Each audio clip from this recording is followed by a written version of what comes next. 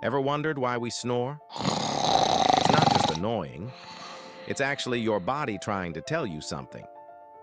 When we sleep, the muscles in our throat relax.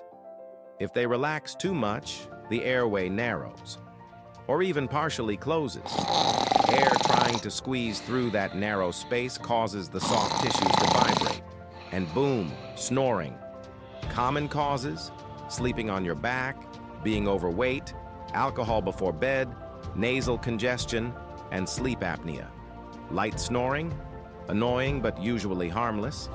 Loud, frequent snoring could be a sign of a serious sleep disorder.